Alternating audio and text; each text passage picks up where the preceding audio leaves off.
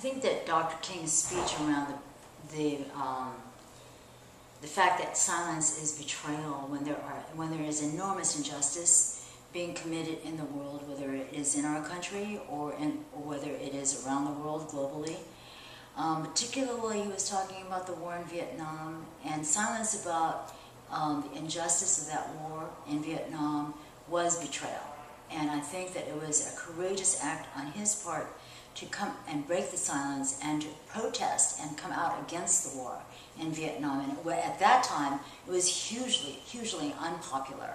And I'm sure that it was a great motivation for acts of violence or acts of hatred or feelings of hatred against Dr. King because of his outspokenness against the war. But to me, it was one of the most courageous and motivating and inspirational positions that he could have taken. That's very true. It's very true because it was on a Sunday that he spoke out against the war in Vietnam. And he was highly criticized.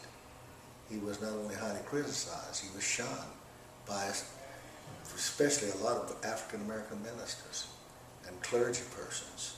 Even some of the whites went against him because he talked about war and peace, and the issue at hand was nobody was speaking out. Nobody. He was the first person.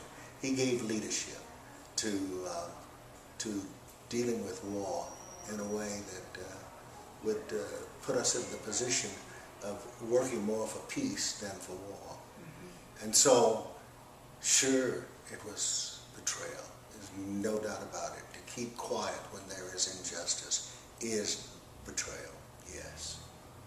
And I think that, you know, when I relate it to what we're doing today, I mean, and I think that current day, when we try to relate incidences and historical moments of the past to what is happening today, that, you know, we can even, I even make comparisons with Dr. King's position against the war in Vietnam, with Barbara Lee's position against the war in Iraq, as well as Cecil Williams's position about gay marriage and about the acceptance of immigrants and acceptance of all people.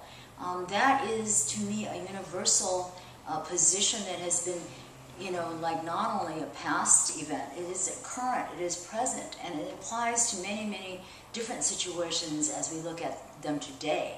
The war continues in Afghanistan, there continues to be starvation, there continues to be growing hunger in this country because of the injustices of the economics of this country and because of the greed of big business in this country or multinational corporations of this country. So to be silent about injustices like that when people are suffering from hunger, when children are going to bed hungry, would be a betrayal to our humanity.